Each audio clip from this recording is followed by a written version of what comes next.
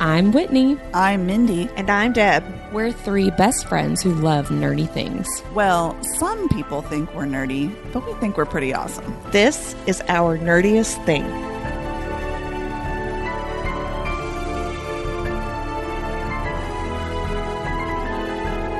This season, we are discussing Jennifer L. Armentrout's From Blood and Ash, all of the books in that series, plus the Flesh and Fire series as well. We are spoiler friendly, so listen at your own risk. Hello, fellow nerds, and welcome to Our Nerdiest Thing. Today we are talking about From Blood and Ash chapters 10 and 11. But before we get into it, Deborah, will you please share about our nerdiest cocktail? Absolutely. So this week's cocktail is called From This Moment Until My Last. It's got a bottle of red wine in it. You want a nice bottle like Pinot Noir. It's got bourbon, the Make and Metal 7 syrup, lemon juice, and then some cut up fruit. So you just put everything in a pitcher, you mix it up, pour it over ice, and enjoy. Just like I would if Hawk said that to me. It's like a spicy sangria. It is like a spicy sangria. It's really good. I do like that 7 syrup a lot. The cinnamony It's flavor. quite yummy. Yeah, it's really good. Mindy, will you spin the wheel o' names? All right, let's see who it is today. Is it me? It is you. Thank God. Oh, no. All right. Oh, yeah. All right, let me get my 30-second timer. This is not going to be good. Let's just go ahead and say that up front. Okay, ready? Don't fuck it up.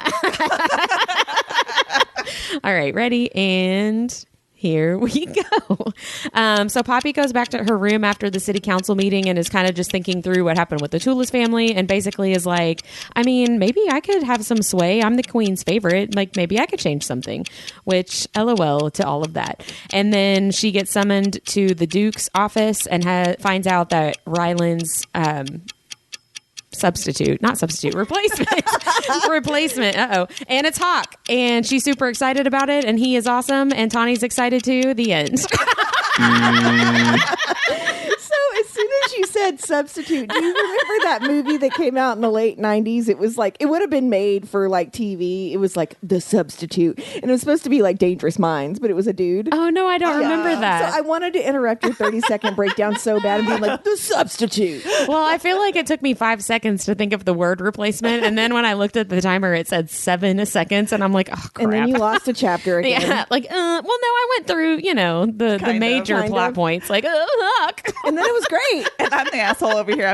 It's on the tip of my tongue to like butt in and say, you want to say replacement. Yeah. Get it together. I would have accepted that assistance.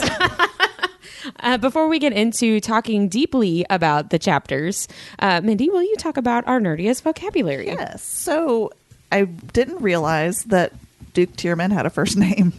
Oh, and yes. So it does. Did I miss that? Yeah. So it No, he does come does. out. And I was a little sad because it's Dorian, which of course I go to Dorian Havillard from Throne of Glass. I and know. like they're two totally different people, right? Yeah. But I went ahead and I did the etymology and I wanted to see what it meant. And there's a lot of speculation over where the name Dorian came from. Some sources have said it means from the sea. It could also mean a man of classic simplicity, which comes from the Greek Dorios, which means pertaining to Doris, which is a region in ancient Greece whose people were known for their classic simplicity. I'm not sure that fits either of our Dorians. I was going to say, I don't think it, I don't think The simplicity. name Doris isn't super sexy either. No. Maybe it used to be. No offense if your name is that. Sorry. And then another possibility is that it means gift. And that comes from a form of the word Dora, which is a Greek word coming from the Greek word doron, which means gift. Also, I was looking around and ohbabynames.com says that it's believed that the name Dorian actually was created by Oscar Wilde for the book, The Picture of Dorian Gray, because there's no evidence that exists of the name being used before then. So that was kind of Nice. weird. That's a cool book too.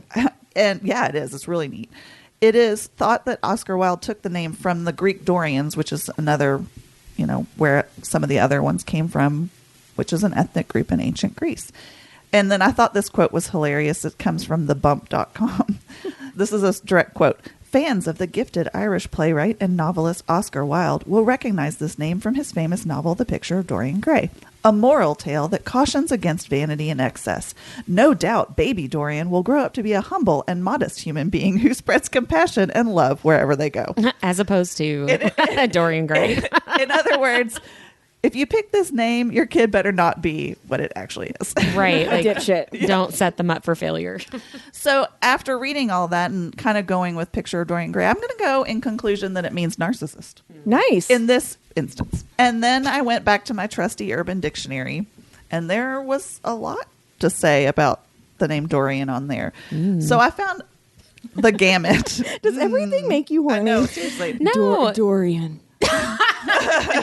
Urban Dictionary. It's the Urban Dictionary. it's the Urban Dictionary, not Dorian. If my 11-year-old in here, he'd be like, dictionary, huh? He loves sorry, we interrupt you every fucking week. His big thing right now is he loves to walk in the room and be like, huh, pneumococcal pneumonia. And I'm like, where did you hear that? He's like, a commercial, pneumococcal. It's scientific. That is right. such an 11-year-old boy thing to do. I mean, I laugh every time he does it. I would totally be the same way. Tell me about Urban Dictionary, So Mindy. I went back to Urban Dictionary, and I pulled out 8 of my favorites, and we're going to play a little game called Havillard or Teerman. Ooh. I love it. I'm excited. So tell me which one you think this one is describing. I mean, they're not really describing any of these people, but all right. So number 1, a very sexy motherfucker. People like Dorian are good at having sex and can make out very good.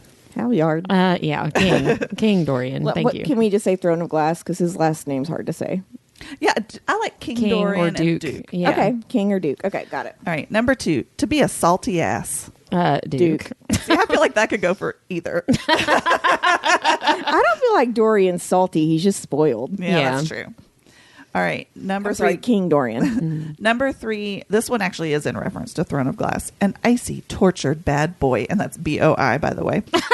Boy. With some major daddy issues. He has kind of a rough past. His relationship history is kind of messy. All we know for certain is that he is one smexy dude. Side note, he has a kink for iron teeth. Ooh, definitely Definitely King. Throne of Glass. Yeah, I thought that was a really cool that is funny. description. Number 4, this one's one of my favorites. A guy with the power to add hairs on your nutsack. Oh my gosh. Because you know, Dorian would be like, I don't need that. And the Duke would be like, ooh, more hairs on my nutsack. To add more? Well, that depends on if you think that's a good thing or not. I don't know. I'm not a fan of a hairy I was gonna nutsack. say I don't like that sentence at all. So I'm gonna say Duke. Pruning and manscaping helps us all. Yeah, I don't like that sentence. Mm-mm. Number 5, the boy who always makes good grades but is mean as fuck. Duke. Yeah.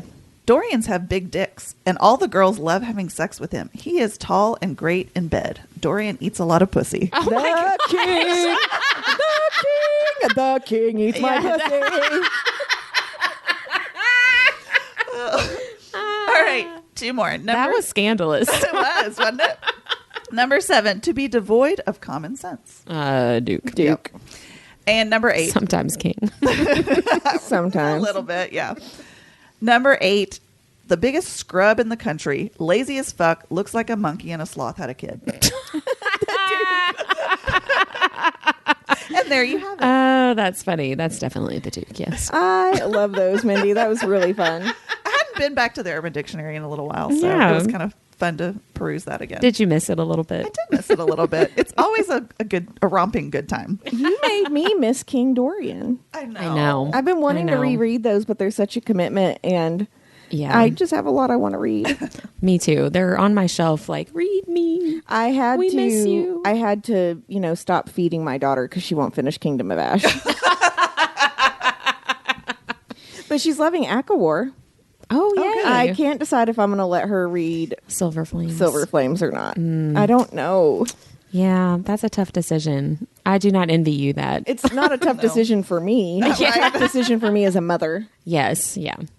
Well, let's get into the chapters. So just to give us a little bit of context, right at the end of chapter 9 is where the Toulis family is basically begging the Duke and the Duchess to give them an exemption so that they don't have to give their third son to the gods. And Poppy starts chapter 10 off basically thinking about that whole that display, that conversation, the emotions that she was sensing from the crowd, the fact that she saw anger on Hawk's face, or what she's assuming was anger on his face, which is a correct assumption. And then she's basically thinking about like how unfair it is to ask parents to do this, and maybe, you know, it could be a volunteer thing, and if people wanted to opt out, that they should be able to do that. Like, she's just kind of thinking through, like, why can't we make a change to this? This seems like it would be a super simple thing. Maybe when I go back to the Capitol, I can talk to the Queen and implement some changes to how this works, which made me laugh. I love that she never really tries to use her station for anything until this moment where she really,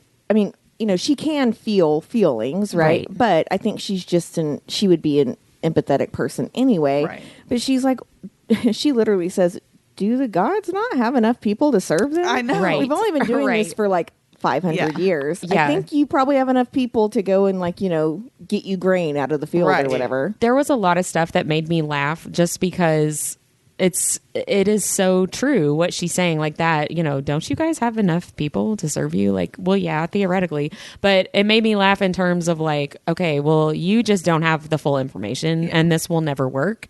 But also she said some stuff about herself, like self-deprecating kind of things that are like, you are not correct. And I just thought it was really funny where she was like, could I change the queen's mind? Do I have that kind of power? And I'm like, LOL, beyond that kind of power. Yes. But the answer is yes, Queen. Yes. Well, she also says that the guy that she feels out in the crowd, the blonde man that she gets like the super intense feelings from, which we find out later is a dissenter that is very pissed off. Yeah. She said, he had to be in pain because that's the only thing I can feel. Exactly. And it's because they have been lying their ass off to her. She can feel everything. I think that she has been only able to feel pain. Right. I mean, I think that it's developing because of the culling, right? Yeah. But like, she thinks, well, it couldn't have been anything else. Right. He just had to be in pain. They have not given her any kind of acknowledgement of like, hey, since you're getting close to this age, your gift might change. Like, that's not even a possibility in her they haven't mind. even like prepared her at all. Right. Which I don't really understand that, honestly, because they're purposefully waiting for her to enter the culling, and they should, at least the Queen knows that Poppy's going to go through the culling, right? Because the Queen knows exactly who Poppy's parents are and what bloodline she's from, right? And so the fact that they like did not prepare her at all is kind of crazy to me. It's the equivalent of like a parent trying to hide everything from their kids, right?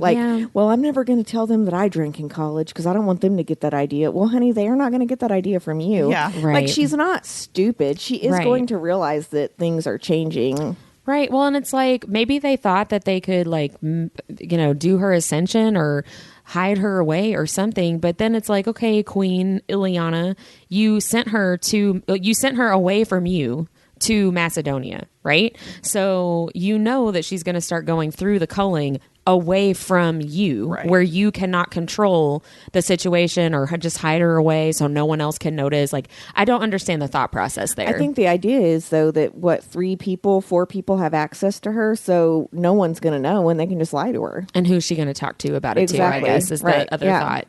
I guess, yeah, that makes sense. I do love this part where she's kind of working through some of her reservations, and it was really fascinating to me to read about her looking at the different ways that people were reacting. Mm-hmm. And she actually noticed that some people were reacting with disgust to the Toulises, and it was very interesting the way that she described it as they were acting as if they were infected or tainted in some way, like they were. But then she also mentions that some people were looking at with distaste at the Teermans, and so she's sort of already like processing this. And it's kind of to your point, Whitney, about how JLA like lays this foundation and this groundwork. So we're already seeing her question things which will lay the groundwork for when she has to decide like whose side she's on later on, right? Well, and it lays the groundwork too, to your point of the other people, right? Yeah. The people that just live in solace. There's a divide between people who are like, no, this is what we're supposed to do. And how dare you even question it? What's wrong with you that you're not happy to do it? They become the stain of like, what do you mean you wouldn't want to give your child to the god? Exactly. Like why not? Well, because their other two kids died, you I assholes. know, right? Well, and then, you know, the divide is that there's this group of people that are very clearly on the Tulis' side, unhappy with the way that conversation went. Like, it's the groundwork, not just for Poppy, but, you know, it becomes much bigger than Poppy throughout the books, right? It's about this whole country of people. And, you know, she is not the only one that's asking questions and noticing things. And I love, she points out like the absolute truth. Some of the fault had to be laid at the feet of the natural order of things to the right, which was beginning to feel unnatural when extenuating circumstances such as the Tulis' plight was ignored. I highlighted that too. Yeah. I mean, it's a very logical, objective, you know, non-emotional, non-reactionary, but just a very logical way to look at it and be like, well, why are we doing it like this? You know, as a objective third party, I guess, noticing things like that.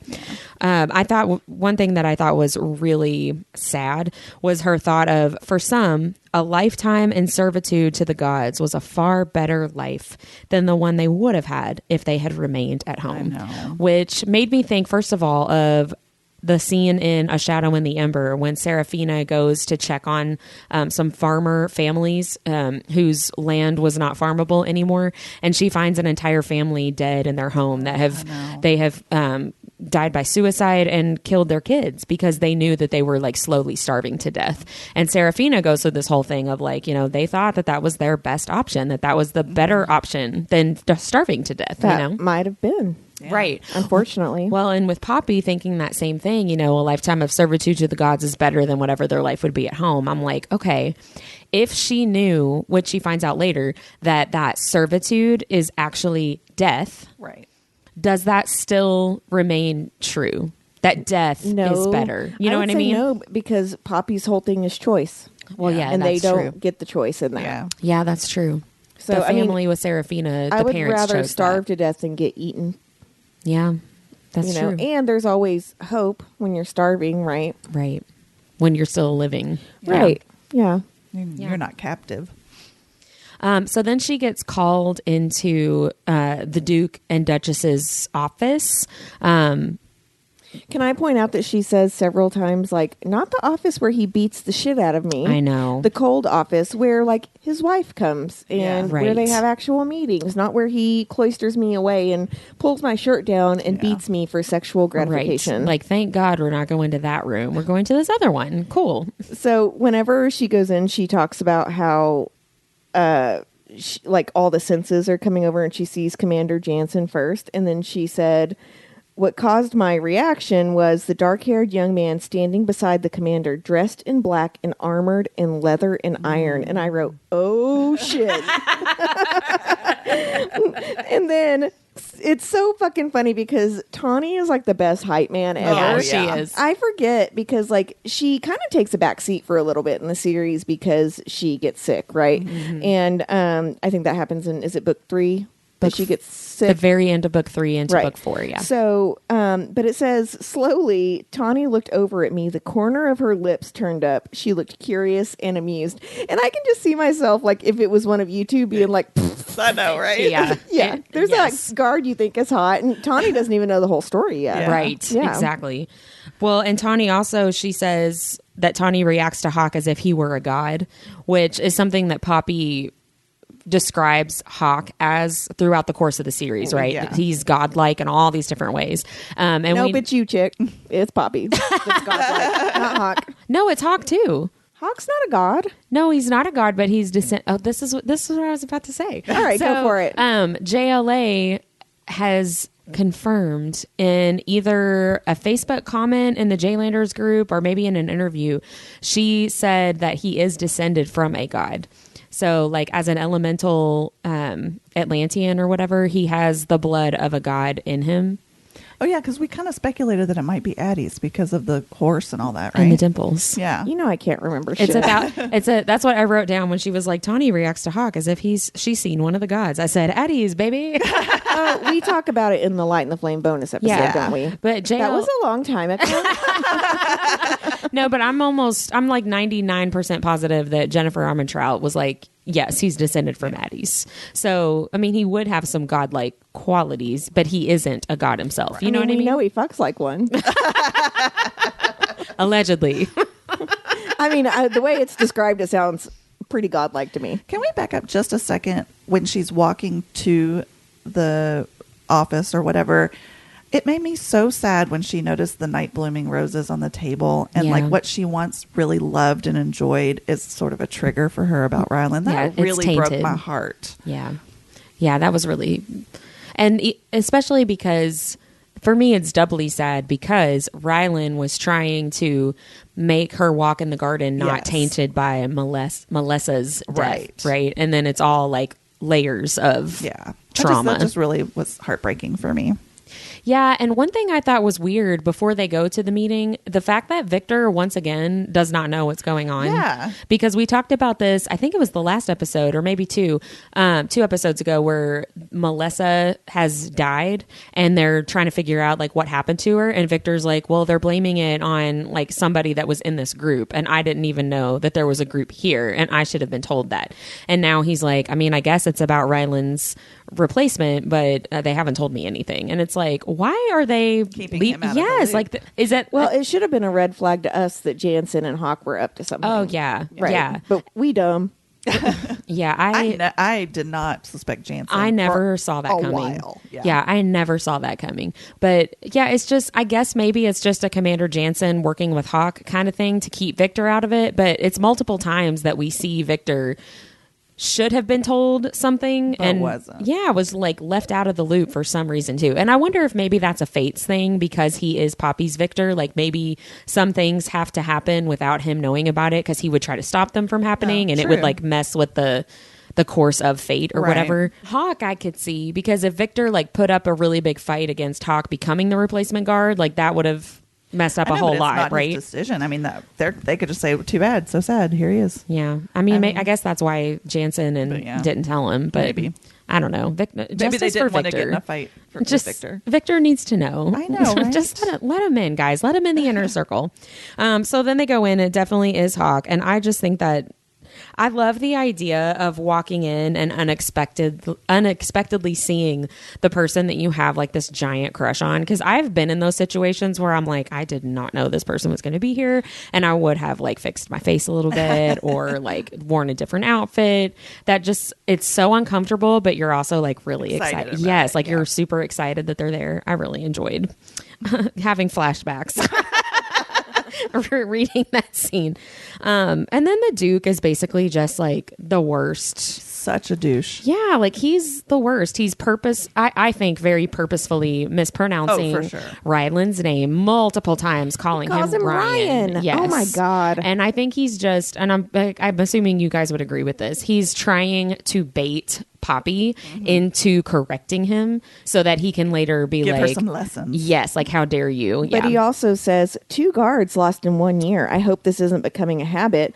And she said he said it as if it was somehow my fault. Right. Baby, it's Hawk's fault. I mean, it is. Yeah. And we talked about that before too, right? Like this is because of Hawk and because of Poppy's mom. It's not because of her.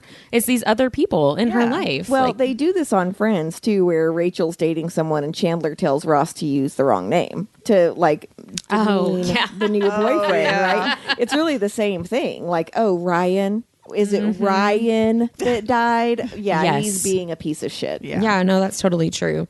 And I love the conversation where they're all like, okay, so we picked Hawk, and I know that seems crazy, but let us tell you why it's not. That just made me laugh a lot because it was all the stuff that Victor had said to already Poppy.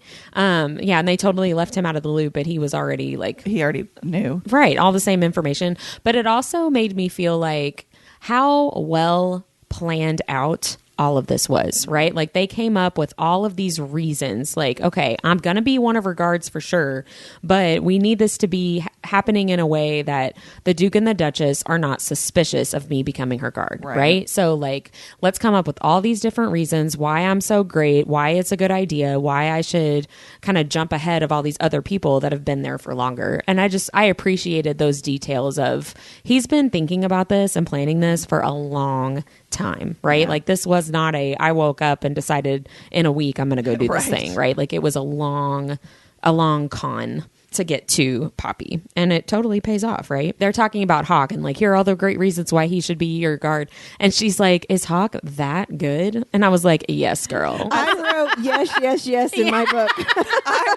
I wrote, oh, just you wait, Poppy. I mean, you don't even know the half of it, right?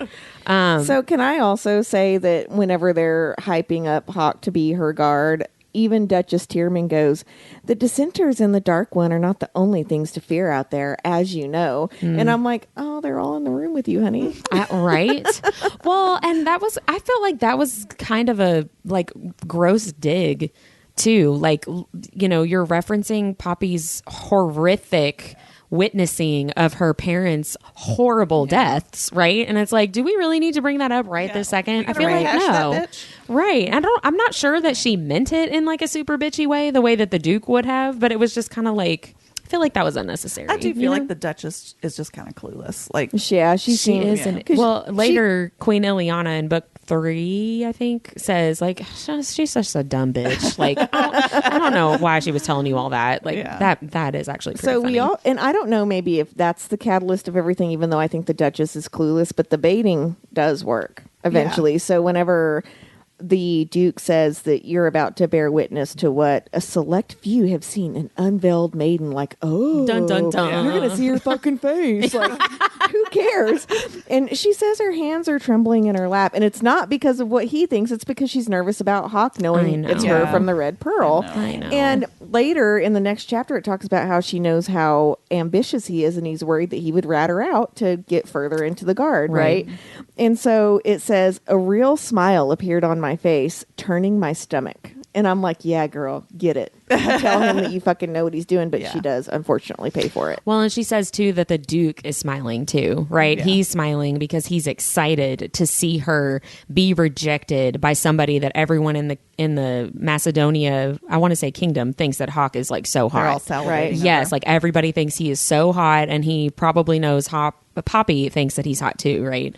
And so the Duke is like, oh, you think this guy's hot? Let's show him your face. Right. Yeah. So that you're going to feel super uncomfortable, and it's going to hurt your feelings every single time you're around him, which is going to be all the time because he's your guard. Like, he's the worst. Yeah, it says the Duke was probably internally screaming with twisted joy. Mm-hmm. And he probably was. And I want to talk a little bit about the Duke because he's the worst and we hate him. I don't. Right.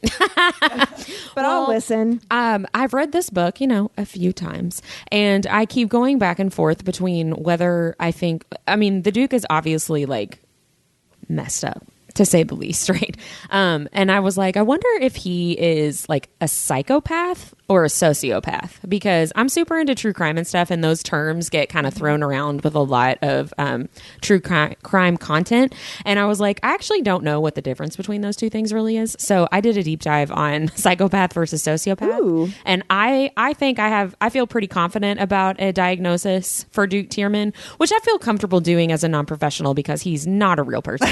But I'm curious to see if you guys feel confident about this diagnosis too after I explain the difference between those two things. So first of all, apparently psychopath and sociopath is not like a diagnosis or distinction that psychologists really make anymore. They both fall under antisocial personality disorder, which I did not know. So antisocial personality disorder, generally, a person with this condition can be witty, charming, and fun to be around, but also lie and exploit others. Most people with antisocial personality disorder are not violent like we would think with like true crime kind of stuff. They're just manipulative. So they can appear to be uncaring and not showing remorse for their actions. They might act rashly, destructively, and unsafely without feeling guilty when their actions hurt other people. 2 to 4% of the population have antisocial personality disorder, and it is more common in men than it is in women, which would explain true crime, why, it's mostly men and not women. So, psychopathy is a severe form of antisocial personality disorder. It is someone whose hurtful actions toward others tend to reflect calculation, manipulation, and cunning.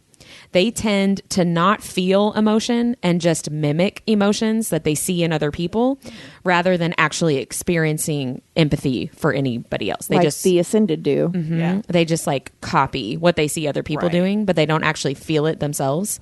They can be deceptively charismatic and charming. They have basically no conscience. They have no empathy. They are more adept at hiding in plain sight because of their ability to mimic what they see other people doing.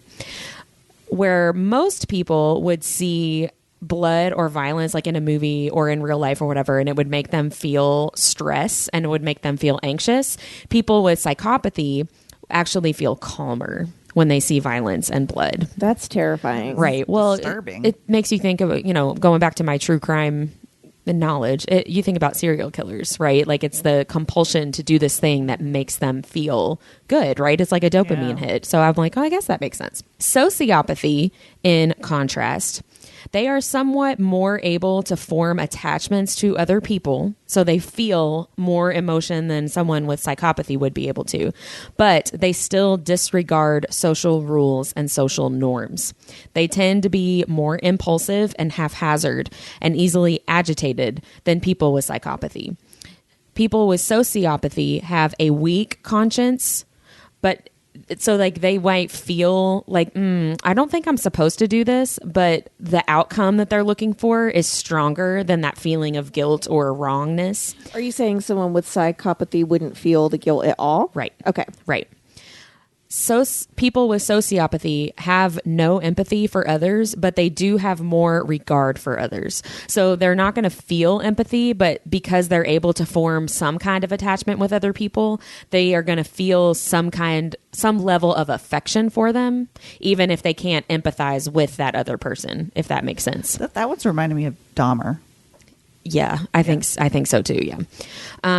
People with sociopathy are less able to play along, where people with psychopathy can hide in plain sight because they're so good at mimicking what they see other people doing. People with sociopathy are not able to do that quite as well. You're scaring me. I know, right? Which goes back to what you just said about Dahmer, right? Yeah. Like everybody that knew Jeffrey Dahmer was like, it's a little off. There's something weird about this guy, right? Yeah, he was not able to mimic other people the way that Ted Bundy was able to do, right? So are you saying he was more of a sociopath? I think so, yes. Okay. Yes. So for both people with psychopathy and sociopathy, because remember, both of these are just kind of forms of antisocial personality disorder. So both of them have a very poor inner sense of right and wrong, which it goes back to that like conscience, lack of conscience, or a weak conscience. They cannot seem to, neither of them can seem to understand or share another person's feelings, which is the empathy. And the major distinction, I thought this was a really simple way to remember it. Psychopaths are cold-hearted, manipulative, don't care about other people. I'm going to do what I need to do to get what I want. Sociopaths are more hot-headed, reactionary, spontaneous, not necessarily as well thought out, and just like reacting to something emotional.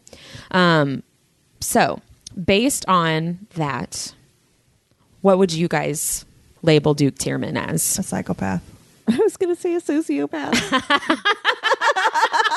Am I incorrect? I would say a psychopath too. But he can't mimic. He's not charming. But he is charming. To who? Lord Mazine? To everybody except for Poppy. Yeah. I mean, nobody likes him though. How do you know nobody likes him? Because he's a piece of shit. But we only know that because of Poppy. Even the Duchess later essentially says he was a horrible person. Well, but think about the way that the general public views both the Duke and the Duchess and the Ascended, right? There are those people that are questioning and are hostile and are like, something's wrong with you guys, but most people trust them and are charmed by them and think that they're like good leaders that are doing all the right things, and they believe what they say. You know what I mean? And the like cold-hearted versus hot-headed is really what Didn't you say the hot-headed would be the sociopath? Yes. You don't think he's hot-headed? I really don't. I think he's calculating and manipulative. I think he's way more calculating. Can he be a sociopathic psychopath? Well, so they're both antisocial personality, right? So, like, I want to know what the listeners think. I know, right? Yeah. Maybe we should make this a poll on our stories. Yeah, because I mean, all three of us do think very, very differently from each other. Yeah. But none of us are medical professionals, so you know. But I would say we are not qualified to be discussing this. I mean, I get what you're saying. He does really manipulate her into doing what she wants, but the only reason people follow him is because they have been lied to for years and years. I think if they were in a room with him one-on-one, they probably wouldn't. Well, maybe. I mean, that's probably true. He doesn't have any social skills. Well, I just think of it like if he were more sociopathic and more hot-headed, he would respond in the room at the moment when Poppy smiles at him. That's a good point. But he's able to restrain his temper and save it for his next lesson. All right. Do you know what I'm saying? Yeah, like he plans that out, and it's the emotional part that gets me. But I think that's partly being an ascended too.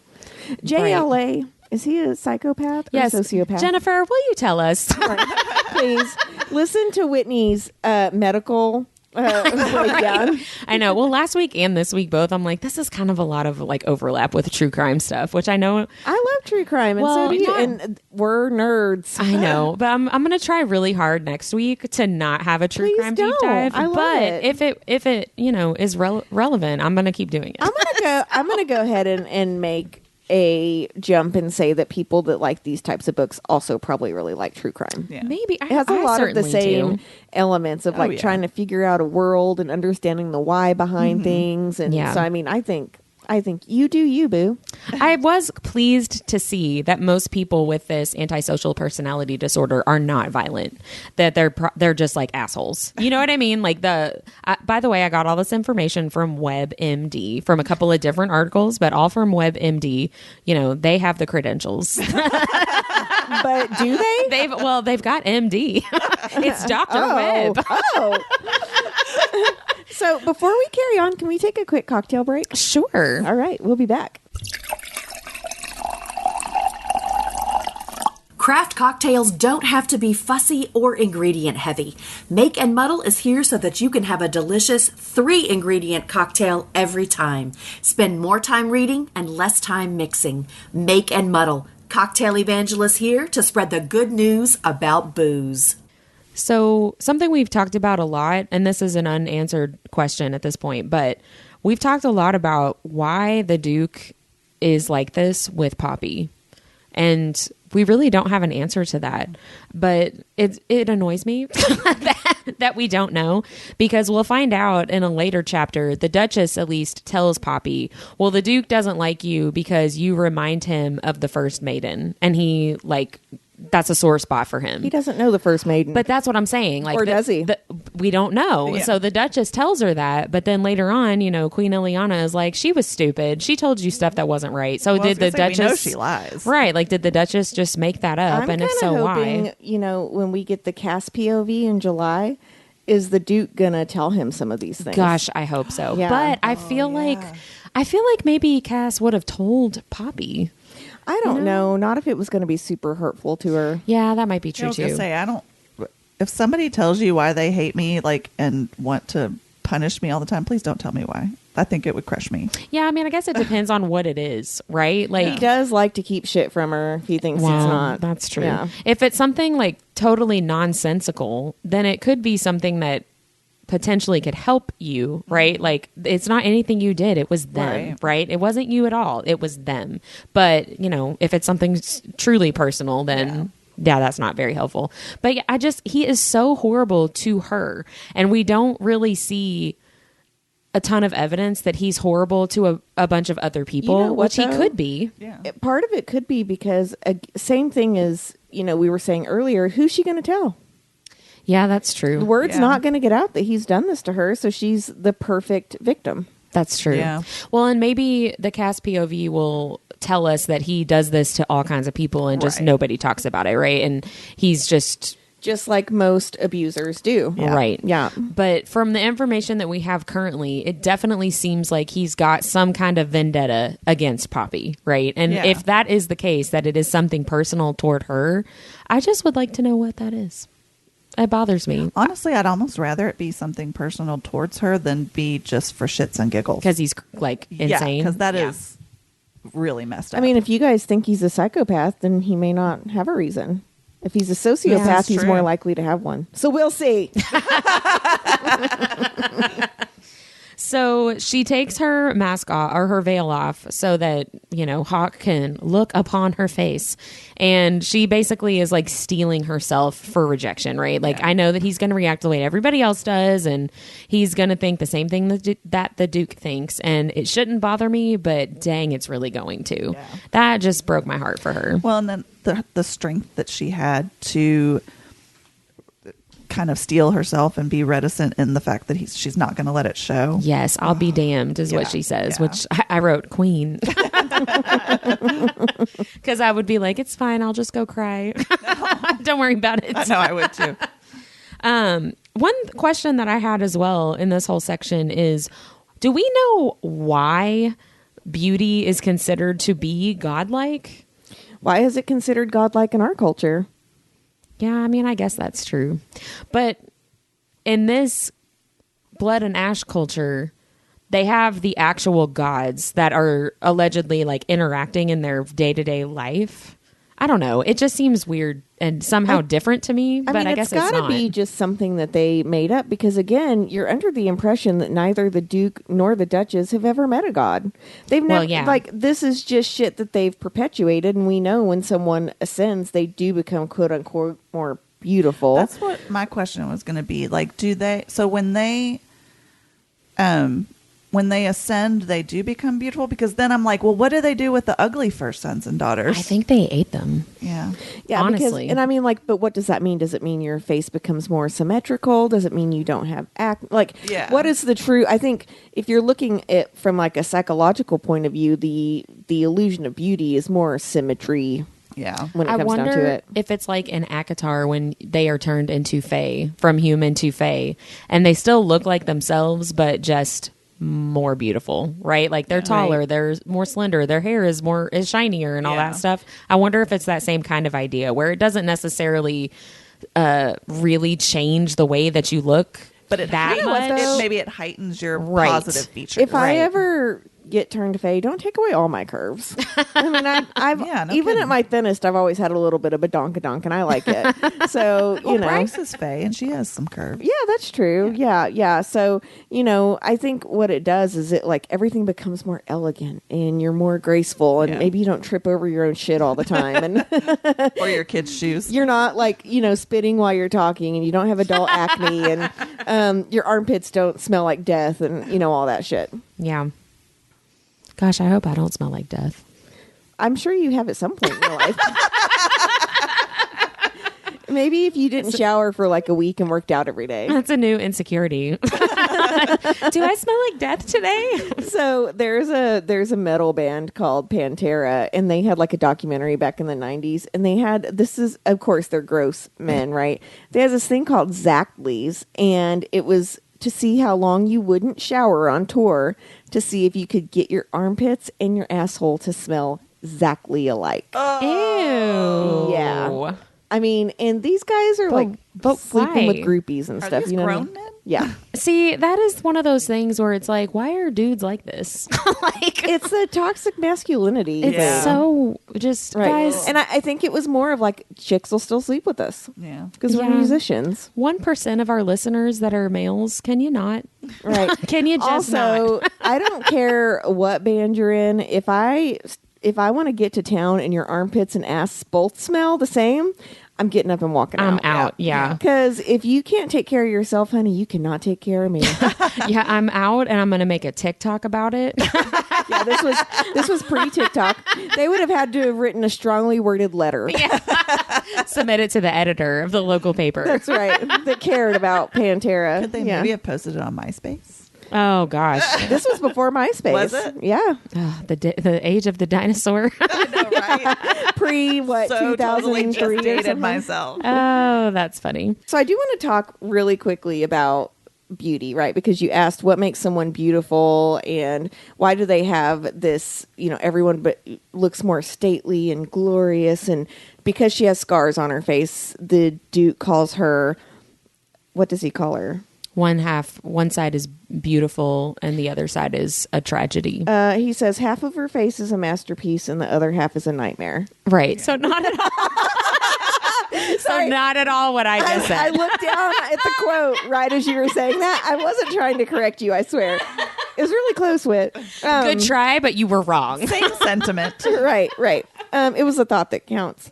So I want to talk a little bit because to us, this sounds crazy, right? Like, what do you mean they wouldn't like her just because she had scars and blah, blah, blah. So I wanted to look a little bit to see just the shit that we've done to ourselves throughout the last couple of centuries to make ourselves appear more beautiful, right? To whatever the normal beauty standards are at that time. So some of this is from thecut.com. I don't really know what they normally publish. I just keep thinking the circumcision. I don't think that's what their name is based on. Thecutdick.com. Okay. So I've got a few of these, and then I want to talk about some modern day things that we're doing to ourselves that are extremely detrimental because you would be like, these women are stupid. Why are they doing this? For the record, we're still doing this. I was going to say, we are doing it. Right. So the first one I want to talk about is lead. So back in the 18th century, this was like the Victorian time where women were supposed to be very pale and slender. And think Bridgerton, right? Everybody walked with a parasol. So lead helped women look paler, but also led to gray hair, dried out skin, severe constipation, and abdominal pain. But you know what? They looked great. But they were pale. So They look like vampires. I mean, kind of. Maybe that's where some of the lore came from that I missed out on a couple weeks ago. Okay, so once they figured out that lead was not good for you, they decided that arsenic would be the next. Oh, it was better. Right. That's the next extraordinary product that's going to help our skin look pale because God forbid you have a little bit of sunshine. Okay, so besides killing you, Right. arsenic literally makes you go bald. So, and if you stop taking it, don't wean off, essentially, cold turkey, right? It made your complexion completely break out. And so, listen to this shit. They used arsenic on their face until the 1920s. What? This is not something that was super duper long ago. 1920s. So our grandmothers could have used arsenic on their face. What? Okay. I'm still trying to understand the trade-off between pale face and being bald. I know, right? They're like, well, at least we have an umbrella to I cover was it going up. to say, maybe you can have a wig to cover up your I guess baldness. so. but- Shit, I don't know. Wow. Okay, so speaking of blemishes, because we know that stopping arsenic cold turkey will make you break out, they started using mercury to treat blemishes. So we man. now know that mercury can cause birth defects, kidney and liver problems, fatigue, and depression. Serious question. Are women the reason that we know that these materials are so dangerous? I mean, so I feel like the societal pressure to be pretty is the reason we know these things, right? Because they're like, That's what I mean, though. Like, Yeah. women were the ones using these things shit, on their men bodies. weren't using these things because they could be Right. fat, ugly slobs that have Zackleys, and it doesn't matter. Right. Well, and who's discovering this shit? Like, is some weird pharmacist going, "Hey, rub this on your face and Yeah, it'll like, make you pale"? I Or spilled the this on ladies my go- arm and look what Right. happened. Yeah. Yeah. Like, how are we making these discoveries that this is something that? Well, I mean, Yeah. later I'm going to talk about TikTok and beauty Oh, things Lord. that come. So I don't know. Was there was it in the dailies of gossip mags? Like, put this shit on your face? Maybe. I mean, that's what I'm saying. Like, I don't know.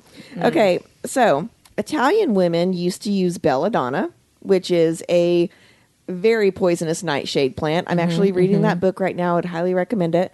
So they would use belladonna to dilate their pupils to make themselves look more attractive. And in this article, it said all it did was make them look like anime characters, which think of how terrifying. yeah, that's what I was Yeah. thinking. It reminds me of like Supernatural, right? And so using it can just kill you automatically. So they're putting this shit in their eyes. People. Okay, so if we've heard that diamonds are a girl's best friend and they make you sparkle, the next best thing must be radiation. What an intro. Right. So back when Marie Curie figured out radiation, right? They figured out that radium helps relax wrinkles in your face. Apparently, radium can release your wrinkles, but long before it gets there, it's damaging all of the structure underneath. So you might not have wrinkles, but you're also going to have like blotchy skin, and it's literally like because poisoning you're you. basically melting your face. Right. That makes me think of the scene in Raiders of the Lost Ark where their faces are melting off. Right, yeah. So that's But they what don't have did. wrinkles. Right, no, they look great. Okay, so long before razors and dermaplaning, did you guys know that x-rays were used for hair removal? Oh my gosh. So apparently, if you were exposed to x-rays for about 24 hours, your hair would fall out. 24 hours straight? Yeah. Your hair would fall out, but, so I mean, like, smooth, hairless legs, but you had ulcers, skin thickening, and cancer. Isn't that awful? Wouldn't that make the hair on your head fall out too? I know. Like all of your hair? Yeah, girl, I don't know.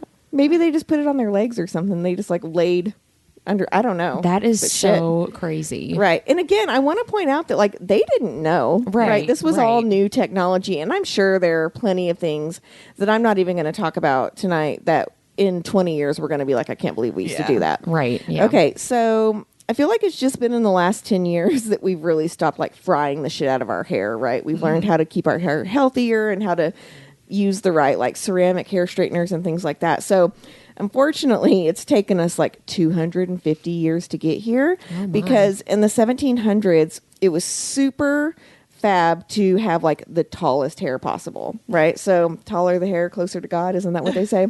So Like when- Elvira?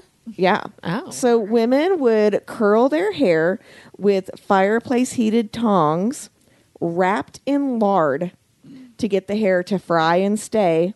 Then they would powder the curls in lead, which we've already talked about.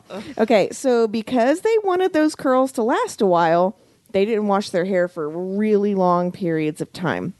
So when there was a lice outbreak, instead, and don't forget, they've got like things in their hair that these things can eat besides blood, right? So if there was a lice outbreak, instead of just changing their beauty standards, they actually had something called long scratching sticks. Because their hair was so fucking high, they would stick these sticks in their hair to itch the lice. And women even wore cages around their hair at night so the mice wouldn't eat it while they slept. Again, so your hair looked pretty. But I doubt it looked pretty. I mean, I feel like no matter what time period I'm in, if I have to cage my hair to stop the mice from eating it. Yeah, because you had lard in your hair. I mean, Yeah. I mean, surely to goodness, these women were like, this is really fucking stupid. Like, I can't imagine. I just, that's crazy. Hang on, honey. I got to put my cage on. Yeah, I mean, It's like, can you not put the cage on until after we fuck? yeah, like that is just, I just can't. It's unfathomable. Okay, It's so deeply upsetting. finally, we've heard of lash extensions, right? Like that's like the big thing right now, which for the record are really, really bad for you. Yeah, they're not They good for tear your out the lashes. natural hair of your eyes, and you actually have bacteria in the hair of your eyes. They don't really know what it's for, so it's probably not something you should, remove, or your eyelashes, not your eyes. Yeah. So in 1899, a newspaper article explained and told hopeful, pretty-eyed women that they could stitch their own hair through their eyelid with the help of a physician. So they would take hair out of their head, literally put it in a needle, and stitch it through their eyelid. But don't worry, it didn't hurt. Do you want to know what they used to numb their eyelids? Was it? I want to think of something like the Asbestos? worst. Yeah, like the worst thing. Cocaine. So they were putting cocaine in their eyes. Oh my Oh my gosh.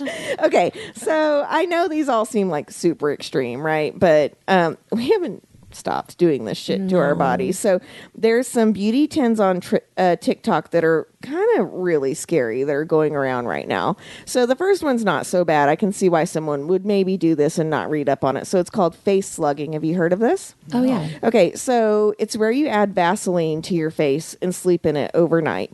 So not only, I just want to remind you guys, do you know what one of the main ingredients in Vaseline is? Petroleum. The shit in gasoline. Yeah. So let's just point that out. That's why it's called Vaseline. Right. And so but what it does when you do face slugging is your face might be soft for a couple of days, but that Vaseline actually traps the dead skin cells on your face, which makes any skin issue that you're having way, way worse. Right. So yeah, it might be soft, but you're going to have like some cystic acne underneath there. And your hair, your dead skin cells are supposed to come off, people. Right. Like I worry about like the long-term effects. You're trapping the moisture, but you're trapping everything else. Right, exactly. Yeah. Okay, so this was one that really bothered me. And again, this is modern day TikTok trends. At-home teeth filing. So if you don't like the shape of your teeth or you think your teeth are too long, women are starting to file their teeth. And for the love of all things holy, don't fucking file your teeth. So not only is it permanent, it does not, like, they're not your nails. They don't grow back, right? So you're actually filing off enamel, which protects your teeth. And again, enamel also does not grow back. So doing this can lead to, number one, more cavities. And if you're like, no big deal, it can also lead to you exposing the roots of your teeth, which is extremely painful. Yeah. Then you have to have root canals. Then you have to have crowns. Then you have to have fake fucking teeth in. So just go get fake teeth first. Yeah. I'm imagining my sister listening to this segment right now. She's a dentist. Yeah. Shout out to Catherine, who is probably losing her mind. Yeah, I want to know if she's had anyone come in that's done this. Oh my gosh. I really, really hope not. Yeah. But it's rough. So the last one that I really wouldn't have thought about is the Brazilian blowout. And I guess this is an upcoming trend for women to have super sleek hair. And for most women our age, the Brazilian means something else. It's the Brazilian pull out. Yeah. Pull out. Okay.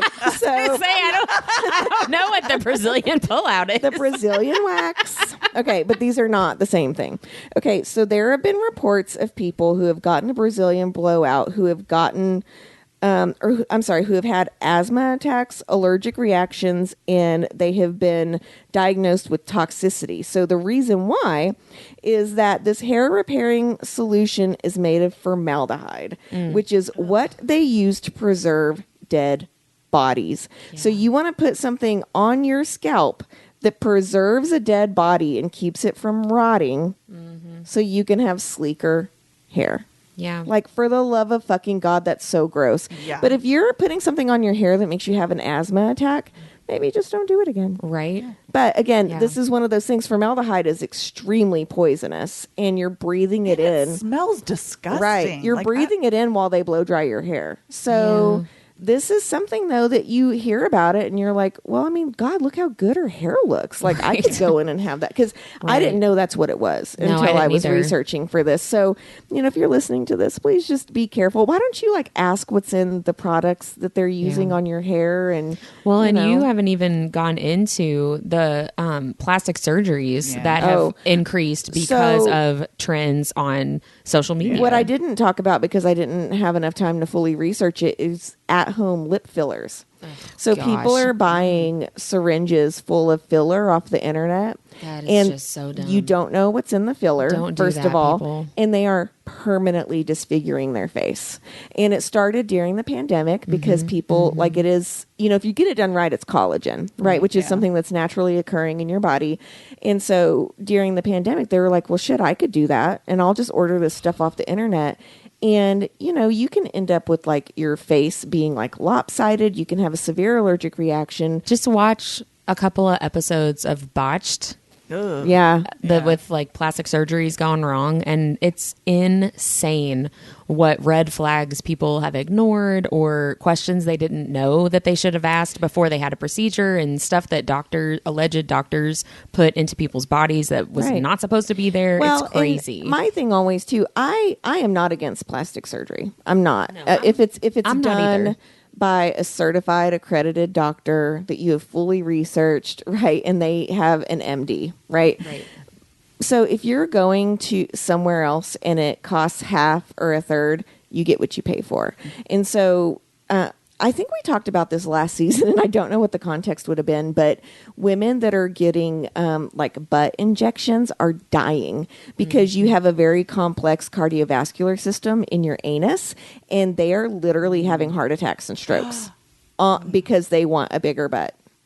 Did we not talk about this? I I don't. don't remember. Yeah, I so feel like I did you would've- know that you have a complex I was going cardiovascular to say, system I in your would anus? have remembered that. So, not to be gross, we were talking about this offline tonight, but we were talking about how our asses are export only. This is why. There is a complex cardiovascular system that your penis should not be next to. There's another excuse to be like, absolutely not. Right. I don't want to have a So, stroke. But again, you do you if that's what you like. I'm seriously not judging. I'm just messing around. But, like you hear again, like the big thing is having this big round ass, and like that's not new, right? Right. But the Kardashians, I feel like, have made it very, very popular, and so you think you're essentially going in to get like a lip filler, and you're dying on the Right. operating table. Yeah. And so, I mean, if you're going to have plastic surgery done, make sure it's okay to ask your doctor if anyone's died on their table, Right. and find out what Right. the mortality rate is for that Procedure. elective Yeah. procedure that you're getting done, right? And so, be good to yourselves. Well, and Yes. furthermore, you know what? For whoever's listening, you're perfect the way you are. Like, don't feel like you have to do anything to please somebody else. If you want to have plastic surgery because it'll make you feel better about yourself, I get that. Like, I'm 100% behind what Deb said. Make sure it's safe. I'm not going to begrudge anybody that, but don't go out and do something like this so extreme that because you think somebody else will like it, because it's not Right. worth it. Well, and I'm gonna just go ahead and say out loud that I had a tummy tuck, and it was to help with back pain. I went in to see a plastic surgeon because I had extreme muscle tearing in my stomach after my second child due to some internal uterine things that I had going on. And he told me the only thing that was going to fix my back pain was, essentially suturing my muscles back together. So I just had him do a tummy tuck. Like, while you're all in there, get rid of Right. those fucking stretch marks. But I cannot tell you the amount of research that I did on the procedure, on the doctor. And so, again, I'm not anti-plastic surgery. yeah, I I'm just, not either. and I did it for no one but me. Exactly. Right. And that's what the bottom line is. Right. for me. I went and had a consult and came home and told my husband I was doing it. We hadn't talked about it. I was just looking for a way to get rid of the back pain. And it yeah. was because my core was so fucked up Right. that I didn't have any strength for my back. Right. And so, I mean, it was immediate change too. Like, the back pain went away. But, so again, you do you. And even if it's purely elective and you're not in pain, please go ahead and do it if it's for you. Don't do it for someone else. Yeah. Yeah, and that big ass is going to stay there. So if you didn't like a big ass 5 years ago, you might not like it 5 years from now. I was going to say, in 5 years from now, the flat ass is going to be in style. Yeah, then you'll be right on range, won't you? It's already coming back. I got the badonkadonk, you got the flat ass. Well, let's talk about Hawk for a few minutes, because he is just scrumptious in this scene. Or as Tani says, he's quite exciting to look at. I know. I wrote that down. What a classy way to say that boy is fine. Yeah. So he sees Poppy's scars, basically, and the whole interaction from where she takes her veil off to when they leave the room is Hawk, in my opinion. Hawk, number one, is kind of undermining the Duke and the Duchess, and also Queen Ileana, but doing it in a very covert way where it's not super obvious, so they're not going to notice immediately oh, okay, something's up with this guy. But also, I feel like the whole interaction is Hawk, he is already done with Poppy. He is done for hook, line, sinker. It's over. He's in love with her at this point. I mean, Yeah, truly, he I is. really think he is. It's the whole heartmate thing. I know. Yeah. I love it so much. So she says that his gaze on her is like a caress. And I'm like, does that mean admiration or lust or love or all of it? I would really love, I hope that we get his POV of this scene. I'm really glad that JLA did not use the word core in this scene. It's not needed. I mean, sometimes that can be really hot, don't get me Yeah. wrong, but it was not needed in this scene because I don't know if you're getting to this. Do you want to say what he says to her when he gives her his vow? I'm getting there. Because like literally panty dropper. Oh, yeah, and no, there's I totally nothing agree. sexual about it. It is him being devoted to her, and there is nothing hotter than that. Yeah, no, I totally agree. He says about her face, both halves, because the Duke is like, isn't it horrible? Like, isn't it terrible that she could be so beautiful, but she's got For these the record, scars? she has like 2 scratches. I on her know, face. right? Which, Like, it's again is they're horrific scratches. I'm not Right. trying to discount that. And one goes through her eyebrow and all that. But like, really, he makes that's a it? much bigger deal Yeah. about it than it really like needs to be. Hawk says both halves are as beautiful as the whole. Which again, he's undermining the Duke, right? The Duke is wanting him to be like, yeah, it's horrible that her, she's got the scars, like so terrible. She could be so beautiful. Like that's what the Duke wants him He to wants say. him to agree with him. Yeah. And he's like, first of all, I'm going to disagree with you and I'm going to do it to your face. Yeah. And I'm going to compliment. You know why? Because Hawk knows the Duke isn't going to try to punish him. Exactly. Yeah. He's not going to do anything. And at this point, too, Hawk has no idea that the Duke is like a completely, what is it? Masochist, sadistic, not even masochist. Piece of shit sadistic. covers it. Yeah, Douchebag like he's covers it for horrible. And Hawk does not know anything about that at this point. And then he gives his pledge to Poppy. He says, with my sword and with my life, I vow to keep you safe, Penelope. From this moment to the last moment, I am yours. My panties fell off. That's what I wrote. Major swoon. I wrote swoon too. Did My you? heart, yeah. I did too. It's so great. Well, and later Poppy's thinking about, first of all, that's not what the vow is supposed to be, right? It's supposed to be, he's supposed to call her the maiden, the chosen. He's not supposed to call her name. And she's like, did he like mess up? Like, did he do that on purpose? Like, surely he knew that wasn't what he was supposed to say. But he very purposefully, I think, does that because he always talks about, and Poppy says he's the first one to look, to see her for who she is instead of what she is, right? So he's always talking to her and about her and engaging with her as Poppy, not as the maiden, because he's like, I want to know who you are. I want to know you, not just this like title of who you are or what you are. Yeah. What you are. What? I confused myself. One question I had about, not that scene necessarily in particular, but I don't think I've ever thought about it like this before. She has to wear the veil as the maiden to hide her face, right? And we've talked a lot about how her whole role as the maiden is partly to just isolate her from other people. But I wonder how much covering her face is about trying to hide how much she looks like Ileana. Oh, That's a good point. A very good point. Or if that would even be something to worry about, Right. because this is not a world that has like TV and Right. cameras. It's not, Nobody's like seeing her face plastered like everywhere. would everybody know what the queen looks like, or would it only be like the ascended that have seen her in person? You know don't what I think mean? there's probably paintings of her? That's what I was I wondering. don't know. too. I don't know that it. I don't remember having any kind of like description of any. I mean, there's a lot of paintings or her. sculptures so, I mean, of the gods and stuff. Right. I would assume if they can carve marble, they can make paint. Yeah, but it's just I don't think they talk about it at all. Also, there's a lot in this world that we've talked about that, like, you don't really know if it's set in the future or in the past. Yeah. And so maybe there are pictures of her. Yeah, maybe. I don't know. We know from the prequel. No, not even the prequels. We know from Poppy's conversations with Nyktos in book 3, Crown of Gilded Bones, that Nyktos and the consort kind of like plunged the world into the Dark Ages. But we don't know when that happened exactly. We don't know how advanced the world was or what civilization looked like. We know from the prequels that Seraphina's world looked pretty similar to what Poppy's world looks like now, right?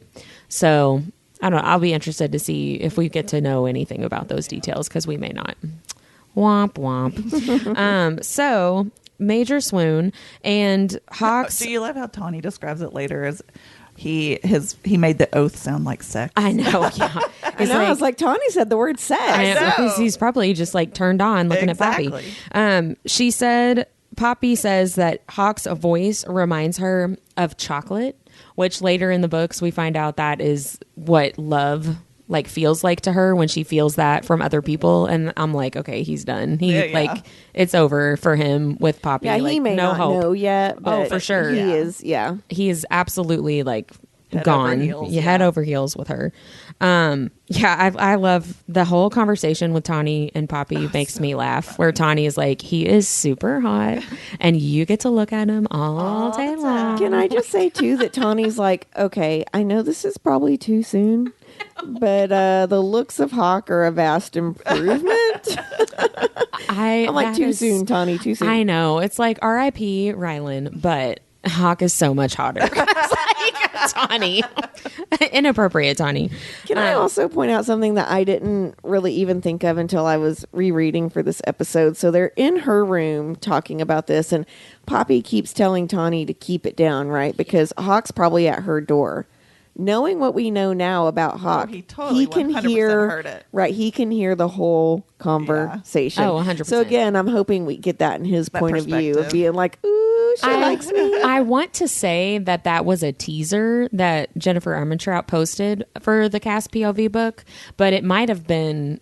I know that there was a teaser where he was listening to them talking, but I also feel like there were some teasers where he was hearing conversations that were not in this first book. So I think we will get this scene in particular, but I know that we'll get him eavesdropping generally. But yes, it is hilarious to think about. Like, he's listening to their entire conversation. And right. She still doesn't know if he knows that she's the girl from the Red Pearl, right? Well, and she's still paranoid that he is going to turn her in. Yeah. Yeah. Which, why wouldn't she think that, right? Like, she doesn't know him at all. And we've talked before, that just speaks so much to what she has experienced, what little relationship she has had with other people. She automatically assumes the worst of people, right? Well, and she also has such low self-esteem that she still thinks that he may not know it was her. Yeah. Right? Like, yeah. she could have left, like, no impression on him. Because, I mean, he does. In that scene where he thinks she's Britta, he does come off as kind of a slut. Yes. And, I mean, and I think he is kind of a slut. Well, yeah, because in his, the bonus chapter where we get his perspective of that chapter, it kind of sounds like he's been sleeping with a lot of people. Yeah. Oh, right? yeah. Like, Yeah. he talks specifically about Britta, but I mean, he was tied to no one. Why wouldn't he? Right, Yeah. right. Well, and later, I think it's Crown of Gilded Bones, book 3, but he says to Poppy, "I've done all matter of things with all matter of people." Like, I've done a lot with a lot. Yeah, he gets around, but we love him for it.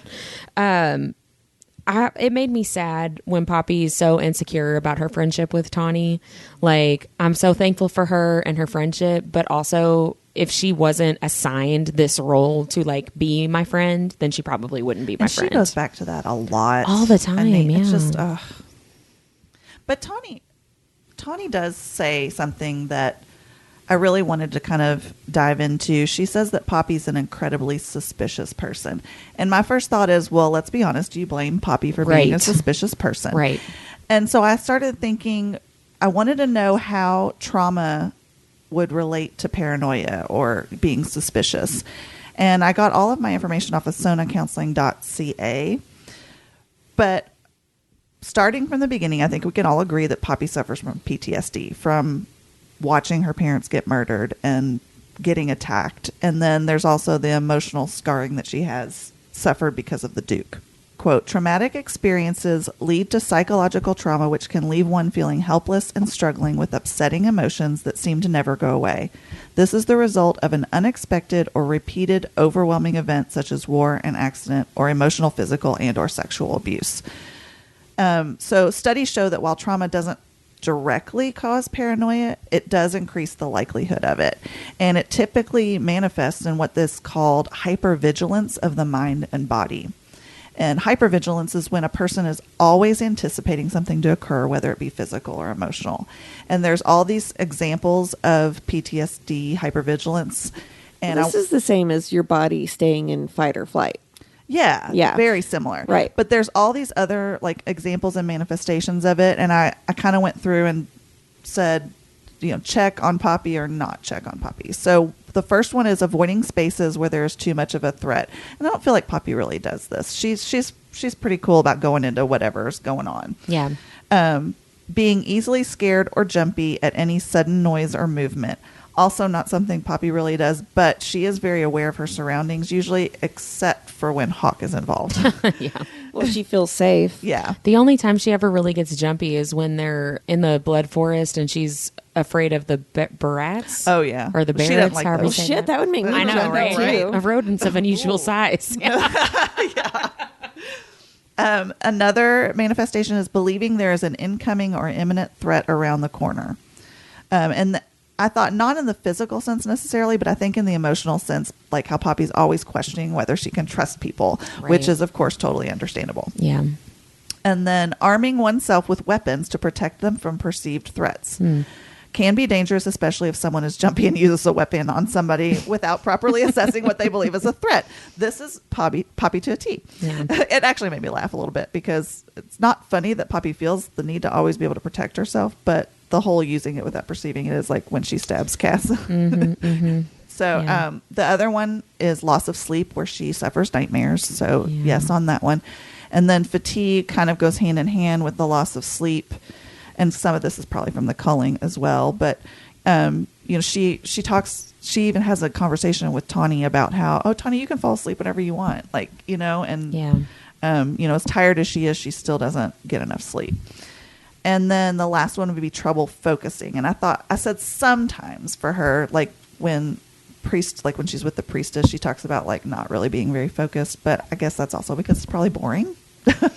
Well, She doesn't want to read the history of Solus again. Yeah. sometimes her loss of or I would say most often, any kind of loss of focus has to do more with her gift, like kind of like overpowering. like becoming overwhelmed and not like it just kind of reaches out to people, especially in crowds, like it did in the city council meeting.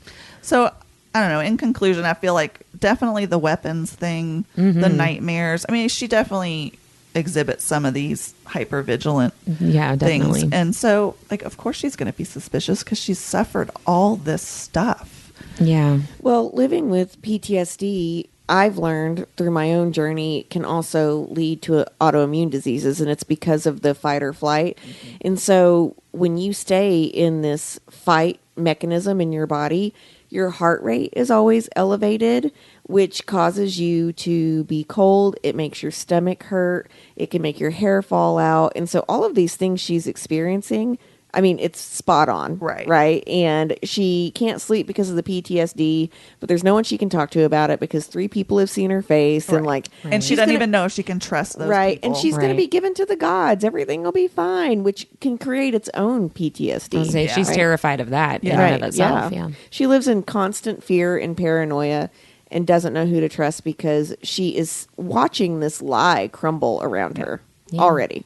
Yeah. Well, and not only from her PTSD, but because they have made, like other people have made it that way. Mm-hmm. It just breaks my heart. Well, I love what Tawny says at the end of chapter 11, where she's like, I think things are about to get a lot more exciting. And I'm like, yes, they are. I'm like, you don't even know. You have no Tawny. idea. Yeah, you have no idea. But yeah, this is where, for me, the book gets really exciting to read because I just love all the interactions with Poppy and Hawk and that whole like slow burn. It's my fave. Well, and I will say, obviously we're reading this very slowly, 2 to 3 chapters a week, but this book does not feel slow by No, any means. I agree, I remember rereading this for the first time and me being like, oh my God, like we're already there. We're only on Yes. chapter 10. Yeah. Yeah. Like JLA does not mess around. No. Yeah, I really appreciate that. Thank you, JLA. Should we go into our nerdiest thing of the week? Yes, please. Who wants to go first? I'll go first. I only have one this week. It's a slow week for you. It was. I didn't have a super nerdy week. But I did discover, so I'm actually fairly new to this whole hockey romance genre. I know that's like shocker, right? But I didn't even know this was a thing until recently, and fell in love with Helena Hunting. Love her books, and I've read most of them. But this week I discovered a new hockey romance author, and I really like it. So this is Tegan Hunter, and I read Puck Shy. And I just really like her writing style. She likes quirky characters, like the character in this, the female character. She likes horror films, and like her job is creating like taking dolls and making them look creepy and horrible. Fun. What a fun job. It is so fun. And I don't know. Anything with a hockey player, of course, just turns me on. And I honestly don't know why, because like half the ones that are actually out there don't have teeth, but none of them. Right, because they've been knocked out, right? I know, right? So, of course, they always get like, extras or whatever. And so then they look better when they put their teeth I'm in. picturing a guy with the full set of teeth and then like 4 extra ones. What is it called? A bridge? A veneer? I don't know. Fake Maybe it's teeth? just fake teeth. Dentures? Yeah, I bet my sister is like screaming out She's the like- answer right now, and she will text me and Catherine. be like, "When Mindy was talking about this, it's It blah was. blah blah." Like, Yes, I would. I'll let you know when she yes, texts I want me. to know what that really is, because I feel stupid. But anyway, yeah. So, but in these books, they all have their teeth. So That's sexy hot. a beautiful thing. it is. So anyway, so now I've got like this whole extra TBR. Fun. Nice. Yeah, not having teeth is not sexy. No, it's not. All you Kentucky boys were talking to you. And Kentucky women. I'm talking about beauty ideals. Teeth are important for chewing food. This is true. Yeah. Do you want to go with? Sure, I have 2. One is that I bought a new calendar for our nerdiest thing, master calendar, and I looked in the aisle at Target for a really long time to find what I was looking for, and I ended up buying just a wall calendar because it was the only one that like, yes, this is what I want. So Everything it's like that you wanted it to do. it's like ginormous. Please tell me it's like cats and it says like hang in there. No, it is like it's bigger than those. Oh. Yeah, it's bigger than those. So when we start planning more, Is it as big as the ones that like fit on the your Uh-huh. desktop ones? yeah. Well, it's- in your it's defense, large we're and doing in a lot of charge. author interviews right now. right. You So needed more space to write. Well, I have a school year calendar too, so it ends in June. Yeah. So this one is from July to next. you know what, May, though? I have think. to brag on us a little bit because we've had some authors start reaching out to us instead of us reaching out to them. So we're going to need that calendar. Woo woo. And then my other one is about my deep dive this week: psychopaths versus sociopaths. That I completely understood, apparently. I literally talked about Duke Teerman and like whether he was a psychopath or a sociopath with my therapist in therapy this What week. did they think? She gave me a little bit different definitions of psychopath and sociopath. But based on the very small amount of information that I gave her, she said psychopath as well. Damn it. But, But your trained therapist could be wrong. I know, right? I'm so competitive. I'm Well, standing on this. she also doesn't like know the full story of the character. sure. I was like, well, he does this and he abuses her, but he's also a vampire. And she was like, yeah. And So- you paid this woman to talk about this. It wasn't the only thing that we talked about, but we did discuss it in actual therapy. I will say my daughter's therapist had to tell her they're only allowed to talk about books in the last 5 minutes. Yes, yes, I relate to that. Yeah. What about you, Deb? Okay, so I had a really funny story. I typically, for years and years, have not been a morning person, and I'm very grumpy whenever I wake up. But I have been reading This Poison Heart, and I'm so sorry. I don't know how to pronounce the first name. It's either Callan or Kaylin Bayron, and it's a really, really wonderful YA book. I would highly recommend it. And I was dreaming about it because, like, there's this kid in it, and he's always trying to act cool in front of this girl and act like he has the moves, but he, like, trips over his own feet all the time. And so I was having a dream that you guys, you two, kept falling down, and I was laughing at you. And I was laughing so hard in my sleep that I woke myself up snorting. True story. I wonder if my sister, again, is like thinking about this right now. But true story. When I was in high school, my sister took me to like the Blockbuster movie, and I went in to get something, and there were these like high school boys like hanging out at the front door. And of course, I'm like, well, obviously they're looking at me Well, and checking obviously. me out, right? Because I'm just like existing and walking by. And so when I was coming back out of the video store, my sister was waiting in the car, and I tripped like on the way. I didn't fall. wit. I didn't fall all the way down, but I just like stumbled, and I got back in the car and was like,